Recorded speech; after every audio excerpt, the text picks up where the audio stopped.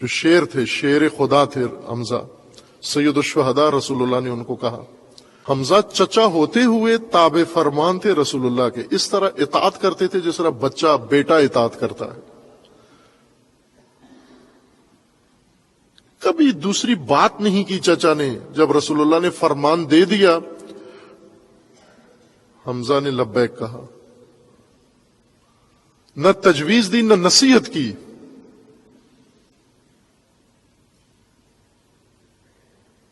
یہ بصیرت کی بہت اعلی مثال ہے. کبھی بھی چچا ہوتے ہوئے دے بھی سکتے تھے، یہ بھتیجا ہیں، یہ چچا ہیں، چچا بھتیجے کو رائے دے سکتا ہے، مشورہ دے سکتا ہے، نصیحت کر سکتا ہے، نہیں کی.